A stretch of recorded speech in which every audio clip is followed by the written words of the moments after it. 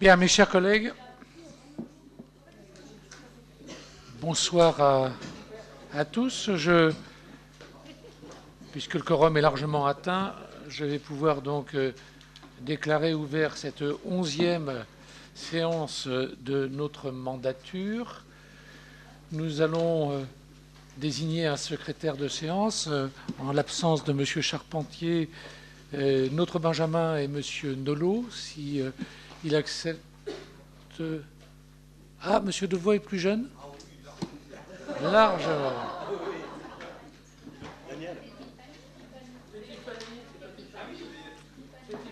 Alors c'est Tiffany avant. Donc alors avant.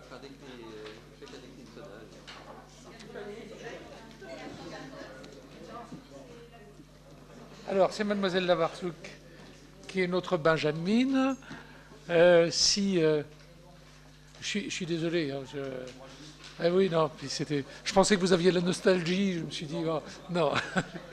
Donc si Mademoiselle Lavarsouk accepte cette tâche de secrétaire de séance, donc si tout le monde est d'accord, je vous en remercie. J'ai reçu un certain nombre de pouvoirs. Le pouvoir de M. Charpentier pour M. Perrier, de Mme Parpaillon pour Mme Reculot, de Mme Thibault pour Mme Simonet. Nous avons à approuver un procès-verbal, celui du Conseil du 3 février 2015. Avez-vous des questions, des remarques, des non? Donc je le déclare adopté. Nous allons faire tout de suite l'ordre du jour, décliner tout de suite l'ordre du jour avec la première délibération, rénovation du centre-ville, demande de subvention. C'est une délibération tout simplement pour pouvoir, au fur et à mesure des différentes modifications que nous allons faire dans le centre-ville, pouvoir demander des subventions qui sont les subventions donc, qui se rapprochent ou qui se rattachent plus exactement aux différents travaux qu'il y aura à faire dans ce centre-ville. Nous en aurons un en particulier, puisque le premier travail qui va être fait ici, ça va être la rénovation du côté de la place des Acacias, puis de la place Richelieu. Donc, vu le Code général des collectivités territoriales, et notamment l'article L2121, alinéa 29, considérant que le programme d'aménagement et de redynamisation du centre-ville, associant optimisation de la proposition commerciale locale, amélioration des services à la population et aménagement des espaces publics, vu l'avis favorable de la Commission des finances du 24 février 2015, ayant entendu l'exposé de son rapporteur, le Conseil municipal, après en avoir délibéré, autorise Monsieur le maire à solliciter toutes les subventions permettant d'aider au financement du projet complet de rénovation du centre-ville, notamment dans le cadre du contrat communal d'urbanisme, et à signer toutes les pièces afférentes à ce dossier. Avez-vous des questions ou des remarques sur ce sujet, Monsieur Nelon? Oui. Évidemment, nous allons voter pour, puisque c'est des demandes de subvention et que nous sommes donc également à côté de vous pour l'aménagement du centre-ville, même si on met toujours un bémol sur l'aménagement du centre et des écoles publiques. Voilà. Oui. Ça sera un des éléments, mais qui apparaîtra beaucoup plus tard. Oui. Comme c'est une demande de subvention globale, je préfère le dire. Je vous remercie. Donc je le mets à votre vote. Y a-t-il des gens qui sont contre, qui s'abstiennent, qui est pour? Unanimité, donc je vous en remercie. Deuxième délibération, taxe locale sur la publicité extérieure, tarifs et exonération. En fait, c'est une délibération qui avait été prise en 2009. Logiquement, elle est reconduite telle qu'elle, mais nous avons préféré la reprendre pour l'année prochaine, et ce, pour deux raisons. D'abord parce que dans la première délibération, il y avait les surfaces, mais pas égales. Hein, c'était inférieur à 50 mètres carrés. Et il y avait supérieur à 50 mètres carrés. Il n'y avait pas de signe égal. Donc quand ça était juste à 50 mètres carrés, on ne savait pas quoi faire. Et deuxième point, l'expérience nous montre, et les textes nous l'autorisant, qu'il serait bon donc d'exonérer les 7 à 12 mètres carrés, hein, égal aussi pour 12 mètres carrés, hein, donc qui touchent un certain nombre de petites activités et qui sont donc quelquefois très pénalisantes pour ces petites activités. Voilà donc la délibération. Donc vu les articles et les différentes délibérations qui ont été prises, considérant que la commune peut également décidé d'exonérer les enseignes autres que celles cédées sur le sol si la somme de leur superficie est comprise entre 7 et 12 mètres. Et donc, vu l'avis favorable de la Commission des finances, il est proposé de fixer les tarifs tels que vous le voyez donc, sur le tableau. Alors, on n'a pas changé les montants, hein, en dehors donc, des deux modifications que je vous ai présentées. Et donc, je vous rappelle que cette taxe est recouvrée annuellement par la commune et qu'elle est payable dans tous les cas sur déclaration préalable des assujettis. Et bien sûr, je vous demande de m'autoriser à prendre toutes les mesures pour pouvoir percevoir cette taxe. Et il est dit que les recettes seront bien sûr inscrites au budget 2016 et suivant, puisque ça va s'appliquer à partir du budget 2016. Des remarques ou des questions ? Oui, je pense que le fait d'exonérer les petites structures, les petits commerces de moins de 12 mètres carrés est une bonne idée, une bonne solution. C'est pas la peine de les charger aujourd'hui. Est-ce qu'on pourrait connaître la valeur de cette taxe qui a été perçue ? Environ, centimes près. Comme ça, on était combien elle a touché globalement l'année dernière ? Entre 50 et 60 000 de mémoire. Je vous donnerai exactement le chiffre, mais de mémoire, c'était par là. C'était dans ces eaux-là. Voilà, d'autres questions, d'autres remarques ? Non, donc je le soumets à votre vote. Y a-t-il des gens qui sont contre ? Qui s'abstiennent ? Qui est pour ? Donc à l'unanimité, je vous en remercie. La troisième délibération, est une délibération qui me semble importante. Vous savez que dans les considérations que l'on a sur la redynamisation du centre-ville, il nous semble important d'apprécier deux choses. La première, c'est le visuel global des rues commerçantes. Et le deuxième point, d'essayer de ne pas avoir de ruptures qui sont des ruptures profondes dans la continuité des activités qui existent donc sur ces axes.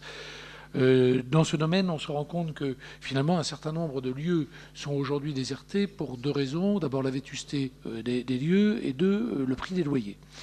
Un des moyens que l'on a pour pouvoir aider ces choses-là, puisque vous savez qu'on est relativement contraint par la loi dans l'aide des commerces, on ne peut pas faire d'aide directe à des privés, donc on ne peut pas faire d'aide directe pour les commerces. Par contre, on peut faire des aides en ce qui concerne tout ce qui concerne les locaux. Il y a en particulier donc un lieu qui nous semble important à débloquer aujourd'hui. Il s'agit donc de l'ancienne bijouterie qui appartient aujourd'hui à Madame Godet-Maire, donc Madame Landreau, et Monsieur Dominique Godet. Et donc nous nous sommes rapprochés des domaines pour savoir quel était le montant possible pour l'achat de ce lieu. Et le montant a été donc donné par les domaines pour un montant de 295 000 euros, excusez-moi. Et donc nous nous sommes tournés vers des propriétaires qui sont d'accord pour nous le céder à ce montant. Que va-t-on en faire derrière ? Le but est tout simplement de trouver, et on a des pistes, donc des gens qui pourraient l'occuper, leur laisser faire les travaux de manière qu'ils puissent, donc, puisqu'ils seront de toute façon quelqu'un qui vient s'installer dans des nouveaux locaux a des travaux à faire, donc leur laisser faire les travaux et donc ils les amortissent, et derrière donc faire des loyers qui sont des loyers donc très faibles, hein, de manière justement à pouvoir permettre d'avoir des rentabilités donc de ces différentes activités. Je vous propose donc à travers cette délibération de nous rendre propriétaires donc de ce lieu. Il s'agit donc des parcelles cadastrées AC 853 et AC 353 qui sont donc 6, 5 et 7 rue Georges Clémenceau. Et donc les propriétaires, je vous les ai nommés tout à l'heure. Nous avons donc un avis des France Domaine donc, qui est de 20 novembre 2014 et ceci a été présenté à la Commission des finances qui a donné un avis positif. Et je vous demande donc d'approuver les termes de la promesse de vente des biens immobiliers situés sur les parcelles cadastrées AC 853 et AC 353, 6, 5 et 7 rue. Alors ça doit être rue Georges Clémenceau, le vrai nom. Ça ne doit pas être rue Clémenceau tout seul. Hein. Ça doit être rue Georges Clémenceau, dont les propriétaires actuels sont Madame Marie-Thérèse Landreau et Monsieur Dominique Godet, pour un montant de 295 000 € net vendeur. Et je vous demande donc l'autorisation de me laisser signer cette promesse de vente et tout document donc afférent à ce dossier. Remarques, questions, interventions, Monsieur Nolot? Si l'idée d'acquérir cet immeuble, ce bâtiment, nous semble une bonne idée dans la redynamisation du centre-ville, j'aimerais savoir s'il est prévu 1 ou 2 commerces. Si vous avez donc des préférences, il me semble aujourd'hui que pour redynamiser le centre-ville, il serait peut-être mieux de mettre des métiers de bouche, soit un primeur, soit un poissonnier. Je sais que c'est pas facile aujourd'hui, mais il ne faut surtout pas qu'il y ait de service dans ces nouveaux bâtiments. Je pense que vous avez aujourd'hui, vous aurez la main sur le choix de ces nouveaux commerçants. Il faut absolument qu'il y ait autre chose que des services dans ce centre-ville pour le faire vivre. Vous m'aviez parlé aussi de la possibilité de vendre les appartements qui étaient au-dessus. Exact. Il me semble que c'est une bonne solution aussi de faire revenir les habitants en centre-ville. On sait très bien que c'est en faisant revenir du monde dans le centre-ville qu'on fera repartir les commerces en dessous. Donc c'est une bonne solution. Le seul bémol que je mettrais, c'est le fait de pouvoir payer en 2 fois cet immeuble. Ça nous paraît compliqué au niveau de la signature de l'acte notarial. Maintenant, si vous êtes... C'est une question de convention. Hein. si le propriétaire est d'accord. Bon. Oui, si le propriétaire est d'accord. En effet, c'est tout simplement pour libérer un petit peu nos budgets. Et si jamais on le paye en 2 fois, bon, bah, ça nous met 100 000 € qu'on peut mettre par exemple dans la voirie. Hein. Bon, c'est non négligeable. Alors après... On verra hein, ce qui va se proposer. Hein, bien sûr que moi je suis comme vous. Hein, plus on aura des activités qui sont ceci dit, il serait par contre très dévastateur d'avoir un lieu qui est acheté par nous et qui aujourd'hui resterait vide. Hein, donc il faut vraiment qu'on soit très très dynamique là-dessus. L'important c'est quand même de donner une continuité donc, et une vision différente. Pour ce qui est des habitations au-dessus, il y a 2 appartements. Il y en a un sur lequel on a un accès qui est relativement facile puisqu'il est complètement à part. Donc celui-là est facile. Il y en a un deuxième et il faudra tout simplement créer des travaux pour pouvoir permettre de rentrer par derrière. Enfin, il y a un passage dans une cour derrière et il y a la création d'un escalier ou l'ouverture plus exactement d'un escalier qui existe. Donc c'est faisable, hein, mais il faudra quand même penser à ça. Le premier appartement, en tout cas, lui peut être mis en vente directement et tout de suite. Voilà. Mais je maintiens que si la commune intervient sur une vente comme celle-ci, il faut absolument qu'on puisse attirer des commerces qui attirent justement du monde. Et je pense qu'un primeur ou un poissonnier aujourd'hui qui sont pas présents sur la commune serait... Il faut les trouver. Il faut les trouver. Maintenant, si vous faites un loyer faible, on peut pouvoir faire venir des jeunes justement qui voudraient se lancer. On est déjà en contact avec des agences hein, pour nous trouver donc ces enseignants.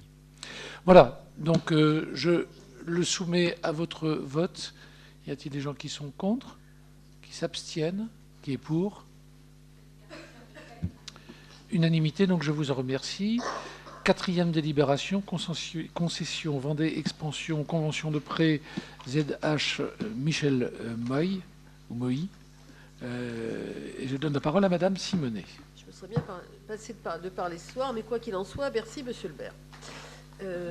Donc c'est donc pour garantir le prêt que Vendée Expansion a fait pour l'aménagement du lotissement Michel Moy.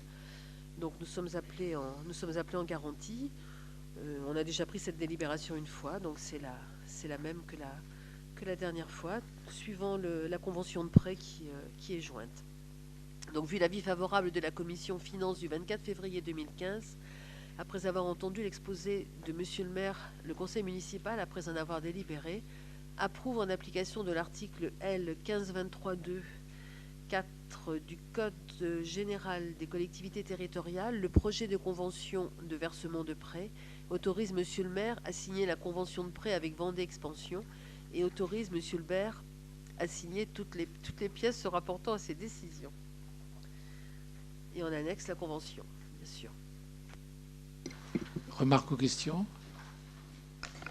Oui, donc cette convention vient pour pour l'opération financière qui a été faite l'année dernière. Voilà, c'est ça. C'est-à-dire qu'on fait une avance de trésorerie en fait qui nous sera remboursée au C'est bout une du énième au bout du compte. convention qu'on. Voilà. À la fin du voilà. Ça Donc revient, cette année, il y en aura une nouvelle de signée, si je comprends bien. Ou c'est la même qui sera prise en compte. Oui, non, mais c'est la même. En fait, c'est la même opération que l'année dernière. Donc, mais pour ça, pour pouvoir nous émettre cette. Non, mais cette convention a été faite sur un certain montant. Si des terrains ont été vendus, il faudra bien re-signer une convention. Non Non. La convention, là, si vous voulez, ça nous permet, nous aujourd'hui, d'émettre un titre, dans le sens que la convention. C'était le titre de l'année dernière. L'année dernière, mais pour cette année, on va refaire la même chose. Voilà. Voilà. Donc c'est rigoureusement la même chose que l'année dernière. Ok, d'autres questions ou interventions? Non, donc je le soumets à votre vote. Y a-t-il des gens qui sont contre, qui s'abstiennent, qui est pour? Unanimité, donc je vous en remercie. Cinquième délibération, cotisation à l'association de la DIL. La parole est à Madame Pichette-Chibaudet. Merci, Monsieur le maire. Donc la DIL intervient régulièrement pour conseiller gracieusement les Vendéens et notamment les Luçonnais, puisqu'ils ont une permanence à la mairie, et ils demandent une petite somme de 50 €, une petite cotisation donc à chaque commune. Ça me paraît tout à fait justifié. Donc vu la demande formulée par la DIL, vu l'avis favorable de la commission des finances du 24 février 2015, ayant entendu l'exposé de son rapporteur, le conseil municipal, après en avoir délibéré, accepte le versement de la cotisation de soutien des communes pour l'exercice 2015 au profit de la DIL pour un montant de 50 €. Je vous rappelle que la DIL est une association qui donne des indications sur tous les particuliers pour les maîtrises de dépenses de l'énergie et puis aussi pour tout ce qui concerne les locations, etc. Donc c'est assez intéressant. Remarques, questions? Donc je le soumets à votre vote. Y a-t-il des gens qui sont contre, qui s'abstiennent, qui est pour? Unanimité, je vous en remercie. Sixième délibération, mise en place d'une aide financière attribuée dans le cadre de l'Ecopass par le Conseil général de la Vendée pour l'année 2015. La parole est à Madame Simonet. Merci, Monsieur le maire. Donc, il s'agit donc de reconduire pour 2015 le programme Ecopass que nous avons déjà pris pendant les 3 années précédentes, donc dans les mêmes conditions. Donc, vu l'avis favorable de la commission des finances du 24 février 2015 ayant entendu l'exposé de son rapporteur, le conseil municipal, après en avoir délibéré, décide de mettre en œuvre l'aide financière Ecopass pour l'année 2015, décide de retenir les critères du conseil général pour accorder l'aide communale, décide que l'aide accordée par bénéficiaire sera de 1 500 €, quelle que soit la composition de celui-ci, décide d'arrêter le nombre de primes à 5 par année civile, et autorise Monsieur le maire à attribuer et verser la dite prime aux acquéreurs éligibles au vu de la vérification faite par la DIL des documents ci-après, avis d'imposition N-2 du ou des bénéficiaires, l'offre de prêt délivrée par l'établissement bancaire, l'attestation de propriété délivrée par le notaire, diagnostic de performance énergétique pour une acquisition-amélioration et facture travaux concourant au gain énergétique de 30%. Et autorise Monsieur le maire ou moi-même à signer tout document à venir se rapportant à cette affaire. Voilà, des remarques, questions? Non? Donc je soumets à votre vote. Y a-t-il des gens qui sont pour? Unanimité, je vous en remercie. Nous allons reposer la voix de Madame Simonet en passant à Monsieur Edouin qui va nous parler pour la 7e délibération de l'association Vendée-Luçon Football et la subvention et de la convention qui va avec. Merci Monsieur le maire. Donc, vu la délibération en date du 8 décembre 2014 octroyant un premier acompte de subvention pour un montant total de 22 000 € à l'association Vendée-Luçon Football, vu la convention définissant les modalités de soutien de la ville de Luçon à l'association Vendée-Luçon Football Club, je sais pas pourquoi il y a marqué club. Vu l'avis favorable de la commission des finances du 24 février 2015 et entendu l'exposé de son rapporteur, le conseil municipal, après en avoir délibéré, accorde une subvention à l'association Vendée Luçon Football d'un montant de 112 000 euros, approuve les termes de la convention jointe en annexe et autorise monsieur le maire ou moi-même, adjoint au maire, à signer cette convention. Dit que les crédits sont ouverts sur le budget en cours. Voilà, en fait, il s'agit de donc d'une subvention de 112 000 euros, en sachant qu'on a déjà versé donc 22 000 euros, puisqu'il y avait déjà une première délibération donc, qui avait été faite sur le mois de décembre.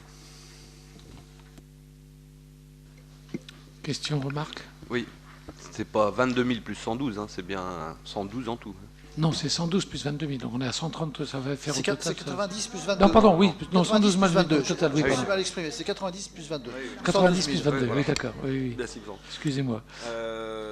Non, nous, on va le voter puisqu'on est toujours dans la fourchette de ce qu'on avait prévu, c'est-à-dire 10% du budget. Aujourd'hui, il a l'air d'avoir baissé à 1,4 million, donc on sera à 140 000.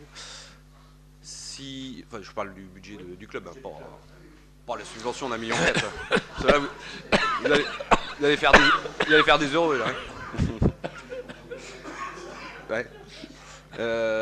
Voilà, on voudrait savoir quand est-ce que sont prévus les calculs, les nouveaux calculs des associations, et si le club et le club de foot et de basket feront partie des moins 10% général pour les associations. Oui. Alors, je peux répondre, c'est qu'effectivement, donc prochainement, les dossiers de subvention concernant les clubs sportifs ne sont pas encore tous rendus, donc mais il y aura effectivement comme on l'a fait par le passé, sauf l'année dernière, effectivement des réunions avec la commission sport. Et puis il est prévu donc sur la dernière semaine de mars, donc que à la fois le club de foot et le club de basket, sur une journée différente, présentent à la fois leur association et leurs finances finalement, voilà, leur fonctionnement, hein, voilà. Donc ce sont des réunions qui seront ouvertes à l'ensemble des membres du conseil municipal. Donc vous serez informés précisément des dates. Voilà.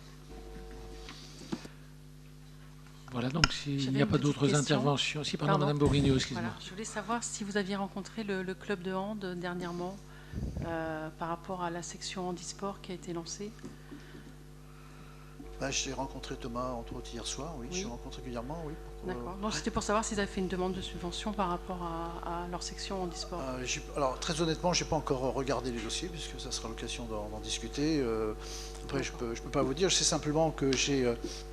quand même, pour en avoir discuté hier avec Thomas, enfin de toute façon j'étais un petit peu étonné, c'est qu'il y a d'autres sections, donc sport adapté dans d'autres associations sportives, et il y a des aides de la région des Pays de la Loire. Donc j'étais étonné qu'il n'ait pas sollicité, donc entre autres cette collectivité, puisqu'il y a des aides assez spécifiques à ce niveau-là. D'accord. Maintenant, non, mais c'est pour savoir voilà. si nous, à notre niveau, au niveau municipal, on fera quelque chose. Je peux pas vous dire, voilà. Je peux pas vous répondre pour l'instant. Oui, d'ailleurs, l'occasion m'est donnée du coup de parler des subventions donc, que nous allons voter un petit peu plus tard. D'ores et déjà, je vous annonce qu'on sera sans doute obligé de faire un conseil assez court et intermédiaire, parce que depuis quelques jours, on a des demandes donc, de subventions assez pressantes. Et donc, avant qu'on ait le compte administratif et qu'on puisse avoir donc ensuite voter la totalité des subventions, on sera peut-être obligé de faire un petit conseil avec quelques délibérations pour pouvoir répondre à la demande de ces associations. Voilà. Concernant donc cette délibération-ci, y a-t-il... D'accord. Bon, Madame Reculot ne prenant pas part au vote, y a-t-il des gens qui sont contre, qui s'abstiennent, qui est pour?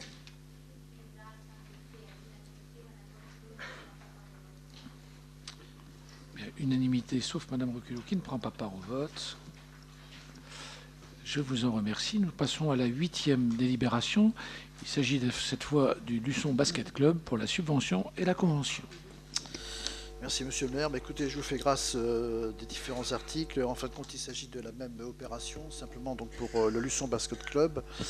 Donc le conseil municipal, après en avoir délibéré, accorde une subvention au Luçon Basket Club d'un montant de 47 000 euros, approuve les termes de la convention jointe en index et autorise Monsieur le maire ou moi-même à signer cette convention, dit que les crédits sont ouverts sur le budget en cours. Donc il s'agit bien donc du vote d'une subvention de 47 000 euros. 22 000 euros ont déjà été versés, donc ce soir c'est pour les 25 000 euros, voilà, 25 000 euros supplémentaires. Voilà.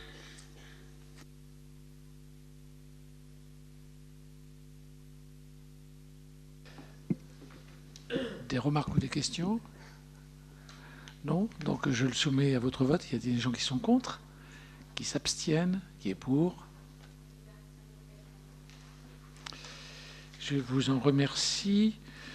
Nous allons parler maintenant de la parcelle AK 203, engagement de la collectivité. Il s'agit de la parcelle moustiquée et qui va être traitée par Monsieur Gachet.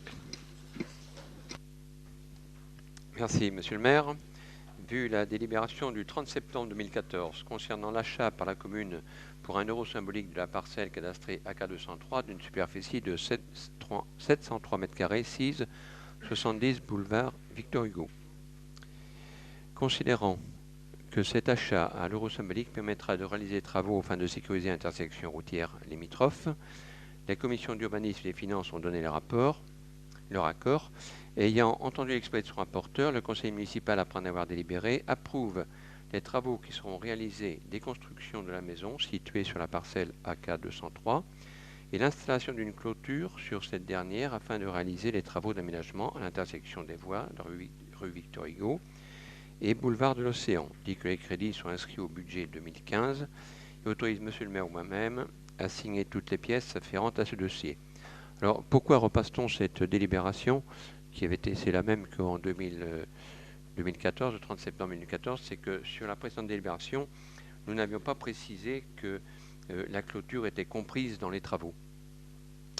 Et le notaire et le vendeur ont souhaité que cette précision soit apportée à la délibération, ce qui est fait puisque la clôture était comprise déjà dans les travaux. Voilà, remarque, Monsieur Nolot. Ça fait du temps et du papier pour 1 euro. Oui, bah oui. Cette clôture, elle est positionnée où exactement? Le long du boulevard de l'Océan ou de l'autre côté quand Non. le terrain sera acquis? Non, c'est que la parcelle, on l'a vu, fait la surface, oui, C'est derrière. 700 m². Oui. Donc, lorsqu'on va enlever cette maison, il y aura un trou. Oui. Et donc, pour que les gens ne puissent pas pénétrer dans les terrains qui sont derrière, eh bien, on posera une clôture toute simple. Le long du boulevard de l'Océan Et le long du boulevard de l'Océan qui rejoint Le nom de la déconstruction. En En fait, attendant- c'est tout simplement parce que le propriétaire veut être assuré Ouais. qu'il n'y ait pas des gens qui puissent pénétrer dans ces parties à lui qui vont être derrière. Donc D'accord. voilà. Hein. Ce Il y a serait des une clôture intrusions, c'est légère. tout. Oui, ça c'est en attendant de la réalisation Oui, du bien rond-point. sûr. D'accord. Oui. Voilà. D'autres questions ou remarques? Non, donc je le soumets à votre vote. Y a-t-il des gens qui sont contre? Qui s'abstiennent? Qui est pour? Unanimité, je vous en remercie. 10e délibération, convention de transfert des voies et des équipements Les Bourdines, parcelle cadastrée AC 349 de 833 m², 6 le cimetière. La parole est à Monsieur Gachet. Voilà, donc il s'agit de transférer un bien lorsque les travaux seront réalisés. Considérant que la commune et la société CIMAP Prospective se sont mis d'accord pour cette voirie ainsi que les équipements de cette parcelle cadastrée AC 349 de 833 m², 6 de cimetière, soient transférés dans le domaine public de la commune. Considérant qu'il est nécessaire d'établir une convention de transfert des voies et des équipements. La commission d'urbanisme a donné son accord avec une abstention. Le conseil municipal, après en avoir délibéré, approuve les termes de la convention de transfert des voies et des équipements avec la société dénommée CIRMAT Prospective, société en nom collectif dont le siège social est à Rouen. Il est représenté par Madame Patricia Laure, domiciliée professionnellement au siège de la société qu'elle représente, agissant en vertu des pouvoirs qui lui ont été conférés par Monsieur Martial Desruelles, au terme d'une procuration sous seing privé. Concernant la parcelle cadastrée AC 349 de 833 m², 6 le cimetière au prix d'1 euro symbolique. Il autorise Monsieur le maire à signer cette convention de transfert et tout autre document afférent à ce dossier. Voilà, donc bon, on avait parlé déjà de ce sont les 32 maisons qui doivent se construire près du cimetière. Hein. Voilà le terrain nu, on le voit ici. On voit le terrain aménagé avec 32 petites maisons et puis une rue et une palette de retournement pour desservir ce petit lotissement. Voilà, des remarques ou des questions? Monsieur Nolot? Oui. Alors, je m'étais abstenu en commission urbanisme, parce qu'il me semblait étonnant qu'on puisse faire une délibération pour ce projet-là sur le transfert de voirie avant la fin des travaux. Habituellement, pour tout ce qui est privé, on demandait à ce que ça soit réalisé après. J'espère que les garanties seront assurées et rentreront exactement dans la convention pour pouvoir signer définitivement ce transfert de voirie. Je trouvais ça étonnant, ça fait un appel pour les autres privés. Bon, on va le voter, mais il me semblait étonnant que pour ce dossier-là, on le fasse dans ce sens-ci. Après, concernant ce projet, bah, écoutez, on est un peu étonné puisqu'on ne nous l'a jamais présenté. Bon, c'est un projet privé, mais il aurait été bien peut-être de le développer ici en conseil municipal pour ces 32 maisons. C'est intéressant, dommageable que ça soit un privé qui le fasse, mais pourquoi pas. Bon, moi, je voudrais préciser que pour le transfert, il ne s'agit pas d'un lotissement, il s'agit d'un permis de construire. Non, mais je vais vous dire pourquoi. Parce que dans un permis de construire, le constructeur y a mis dedans les constructions et la voirie. Tout est compris dans le permis de construire. Et donc, le transfert se fera lorsque ces 32 maisons seront construites et que la rue et la palette de retournement seront terminées. Et donc, on recevra tout ça en même temps. Donc, ce n'est pas un lotissement, c'est un permis de conduire. C'est ce qui fait la différence. Construire. Comment ? Un permis de construire, pas de conduire. J'ai dit un permis de conduire. Construire, voilà. Tout le monde suit bien. Oui, ça veut dire qu'il faut pour ça que le permis de construire ait reçu donc l'aval, la conformité, et donc on se rend dans les clous. Concernant le projet, bah oui, c'est un projet privé, mais enfin, si vous voulez en avoir les détails, c'est un permis de construire. Donc ce permis de construire, il est à votre disposition, hein, donc il n'y a aucun problème. J'allais dire malheureusement que c'est fait par un privé, hein, puisque bon, vous avez vu que quelquefois quand la collectivité se lance dans de l'immobilier, on a quelquefois des retards qui sont assez désagréables pour les avances de trésorerie. Donc finalement, on est aux normes, c'est quelque chose qui est fait par des gens connus, donc ça me semble une bonne chose. Je ne sais pas si ça avait été précisé, c'est comme oui, c'est donc les Bourdines seront des maisons pour une génération plus âgée, on est d'accord. Alors on va dire que ce sont des maisons qui sont parfaitement adaptées pour les personnes d'un certain âge, c'est-à-dire qu'elles sont conçues pour être complètement de plein pied, avec des accessibilités, la douche, que ce soit la douche, que ce soit la cuisine, sont donc normées pour des personnes donc, qui ont une mobilité qui commence à se réduire. Voilà. De ce que j'ai compris, c'est pas 32 maisons, hein, c'est 32 logements. C'est pas une maison coupée en 4, non, c'est ça? Si, ce sont 32 maisons particulières avec un petit bout de jardin, mais tout petit, à côté, mais ce sont 32 maisons, disons, on les voit ici. Bon, elles sont collées. Elles sont genre maisons jumelles, si vous voulez, hein, l'une à côté de l'autre. Mais elles sont par 4, elles ne sont pas groupe de 4, elles sont avec des petites rues où les voitures ne passeront pas. Donc, toutes ces petites rues rejoindront la rue principale, qu'on va dénommer tout à l'heure. Et ce sont des groupes de 4 petites... il n'y a pratiquement qu'une chambre et puis un petit bout de terrain tout petit. Autre question, intervention? Non, donc je le soumets à votre vote. Y a-t-il des gens qui sont contre, qui s'abstiennent, qui est pour? À l'unanimité, je vous en remercie. 11e délibération, dénomination d'une voie pour le village intergénérationnel Les Bourdines. La parole est à Monsieur Gachet. Bon, donc, on reste dans le même secteur, on vient d'en parler. Hein. Donc pour desservir ces 32 maisons, il faudra bien sûr une voie. Et la commission d'urbanisme propose d'appeler cette voie rue Bourdine. Impasse Bourdine, puisqu'on a la rue Bourdine qui passe. Et bon, là, il y a une impasse, donc tout simplement, je crois que ça situera bien le lieu. Et on propose donc impasse Bourdine.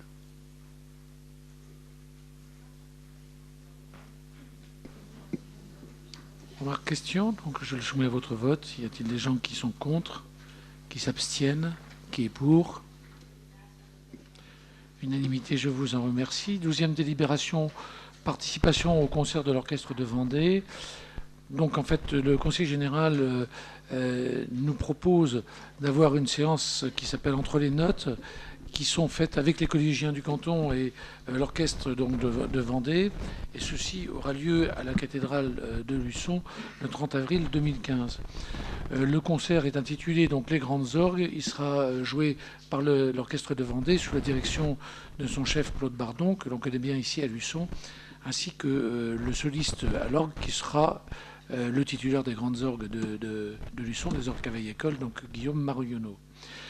Le Conseil général assure la totalité des rémunérations et des défraiements des membres de l'orchestre, et nous mettons à disposition la salle Plaisance, ceci pour les répétitions, et l'ensemble des besoins techniques et logistiques au bon déroulement, donc, qui sont nécessaires au bon déroulement des répétitions et du concert. La commune donc va participer pour ce fait à 3 000 € hors taxe avec une TVA de 5,5, soit 3 165 € TTC. Et bien sûr, cette participation sera versée au Conseil général de Vendée après que celui-ci ait émis un titre de recette. Donc je vous propose, après avoir eu un avis favorable de la Commission de la Culture le 19 février 2015 et celui de la Commission des Finances le 24 février 2015, et après que vous m'ayez entendu, je vous propose d'approuver cette participation d'un montant de 3 165 € TTC que nous verserons donc au Conseil général de la Vendée, et d'approuver donc les termes de la convention que vous avez en annexe, et d'autoriser soit Madame Parpaillon, soit moi-même à signer donc cette convention avec le Conseil général de la Vendée. Avez-vous des remarques, des questions, des précisions à demander? Non. Donc, y a-t-il des gens qui sont contre, qui s'abstiennent, qui est pour? Unanimité, je vous en remercie. 13e délibération, convention d'utilisation de l'espace Plaisance avec le Conseil général de la Vendée pour les concerts éducatifs. La parole est à Madame Reculot. Merci, Monsieur le maire. Vu le Code général des collectivités territoriales, considérant la politique culturelle menée par le Conseil général de la Vendée à destination des scolaires, et considérant la volonté de la municipalité d'encourager et de soutenir les actions culturelles à destination de la jeunesse, considérant le souhait du Conseil général de la Vendée de disposer de l'espace Plaisance pour y programmer des concerts éducatifs à destination des élèves de cycle 3 des écoles primaires du canton de Luçon. Considérant qu'il est nécessaire d'établir une convention d'utilisation de l'espace Plaisance pour ces concerts éducatifs, vu l'avis favorable de la Commission culture du 19 février 2015, ayant entendu l'exposé de son rapporteur, et le Conseil municipal, après en avoir délibéré, approuve les termes de la convention et autorise Monsieur le maire ou Madame Parpaillon, adjointe au maire, à signer cette convention. Et la convention est en annexe 6. Voilà. Donc, avez-vous des questions ou des remarques? Non. Donc, je le soumets à votre vote. Y a-t-il des gens qui sont contre, qui s'abstiennent, qui est pour?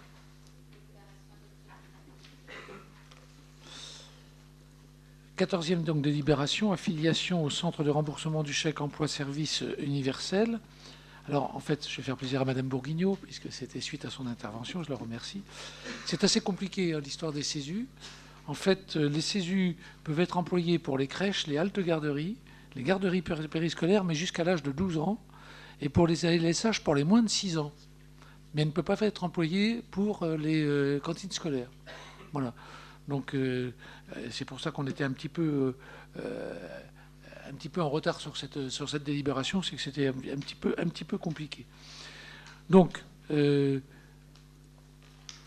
considérant qu'il est possible aux personnes morales de s'affilier au centre de remboursement du chèque emploi-service universel, considérant que les périmètres d'éligibilité du dispositif chèque emploi-service concernent notamment les centres de loisirs sans hébergement et les garderies périscolaires destinées aux enfants accueillis en école maternelle ou élémentaire, considérant que la restauration scolaire est exclue de ce périmètre d'éligibilité, considérant que de nombreux usagers du centre de loisirs sans hébergement et les différentes structures d'activité périscolaires mises en place par la commune souhaitent pouvoir acquitter le paiement avec des chèques emploi-service universels, considérant que la commune souhaite apporter satisfaction aux attentes de ses usagers, considérant qu'il est nécessaire pour la commune de s'affilier au centre de remboursement du chèque emploi-service universel, et vu l'avis favorable de la Commission des finances du 24 février 2015, je vous propose d'approuver l'affiliation au centre de remboursement du chèque emploi-service universel et de m'autoriser, ou bien M. Arnaud Charpentier, adjoint au maire, à signer les différents documents liés à cette affiliation. Remarques, questions, Madame Bourguignon? Alors certes, ça me fait plaisir, mais ça va faire surtout plaisir aux nombreux parents qui nous avaient fait remonter le problème au niveau de l'amicale laïque de Luçon. Donc c'est sûr que c'est une avancée. Et après, heureusement qu'on ne s'est pas arrêté à la première réponse qu'on a eue. Voilà. Je suis très contente quand même que le travail ait été fait. Donc, c'est vrai que c'est compliqué. Hein. Certaines possibilités jusqu'à l'âge de 12 ans, d'autres à l'âge de 6 ans. Enfin bon, ça sent les narques derrière. Oui, non, mais après, voilà. C'est une possibilité qui est offerte aux parents, donc c'est très bien. Donc merci. Donc je le soumets, si vous le voulez bien, à votre vote. Y a-t-il des gens qui sont contre, qui s'abstiennent, qui est pour? Unanimité, donc je vous en remercie. Nous allons passer à la 15e délibération pour parler des élections départementales du 22 et du 29 mars 2015 avec la rémunération des opérations de mise sous pli. Ceci va être traité par Madame Simonet. Merci, Monsieur le maire. Donc la mise sous pli de la propagande électorale sera organisée à Luçon pour l'ensemble du canton sous le contrôle de la commission de propagande. Le personnel nécessaire à la mise sous pli sera recruté parmi les demandeurs d'emploi ou le personnel municipal ou agent non titulaire. La commune devra leur verser une indemnité forfaitaire qui sera calculée en fonction du nombre d'électeurs et du nombre de tours. La préfecture attribue une dotation spécifiquement destinée au remboursement des dépenses liées à la mise sous pli de la propagande électorale des 2 tours de scrutin sur la base d'un montant de 0,27 € par électeur pour le premier tour de scrutin et de 0,15 € par électeur en cas de second tour. Vu l'avis favorable de la commission des finances du 24 février 2015, ayant entendu l'exposé de son rapporteur, le conseil municipal, après en avoir délibéré, autorise monsieur le maire ou moi-même à signer tous actes ou documents afférents à ce dossier. Donc le recrutement est fait. On a essayé de privilégier, bon, dans la mesure où il y aura toute la mise sous pli se fait sur Luçon. Donc on a essayé de privilégier bien évidemment les gens du canton et pas que Luçon. Et il va y avoir 41 personnes de recruter. Donc voilà, pour la mise sous pli pour la journée, ça se passera donc jeudi prochain. Voilà, j'ai eu peur que Mme Simonet dise qu'il n'y aura qu'un tour, mais non, c'était qu'un seul lieu de mise sous pli. Donc voilà, avez-vous des questions ou des remarques? Non, donc je soumets à votre vote. Y a-t-il des gens qui sont contre, qui s'abstiennent, qui est pour? Unanimité, je vous en remercie. 16e délibération, création de l'indemnité forfaitaire complémentaire pour les élections politiques départementales et régionales. La parole est à Madame Simonet. Donc une délibération qu'on prend pour toutes les élections, bien évidemment, c'est sur la rémunération de nos agents. Donc je vous ferai grâce du calcul qui, comme d'habitude, est hyper compliqué. Donc le montant de l'indemnité complémentaire pour élection est calculé dans la double limite d'un crédit global qui correspond au 12e du taux moyen de l'IFTS des attachés territoriaux affectés du coefficient moyen de l'IFTS des attachés de la collectivité par le nombre de bénéficiaires remplissant les conditions d'octroi de l'indemnité pour élection, soit pour la collectivité 1078,13 divisé par 12 multiplié par 6,96 multiplié par 3 égale 1876,99 €. Donc là aussi, ça sent les narques, il n'y a pas de problème. Et d'un montant individuel maximum qui ne pourra pas excéder le quart du montant moyen de l'IFTS des attachés territoriaux, soit 1078,73 multiplié par 6,96 divisé par 4, 1876,99.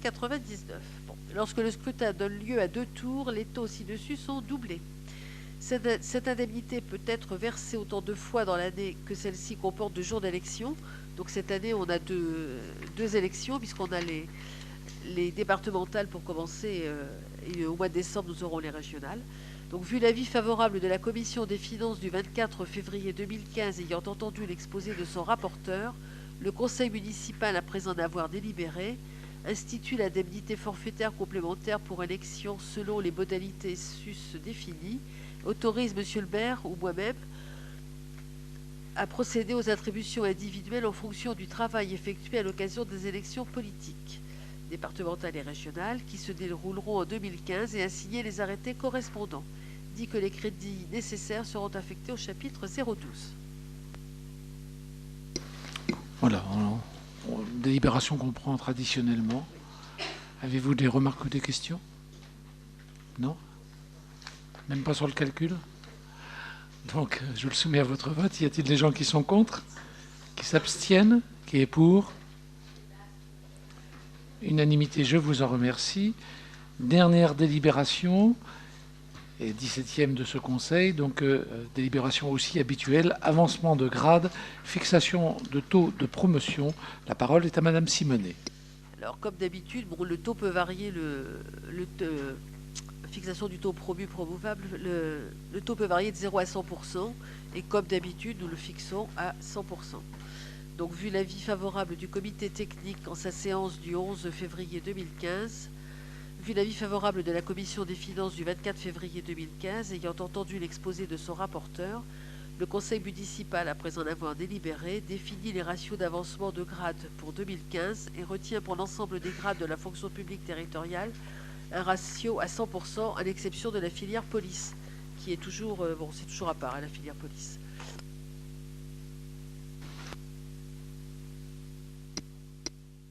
Remarques ou questions? Non? Donc je le soumets à votre vote. Y a-t-il des gens qui sont contre? Qui s'abstiennent? Qui est pour?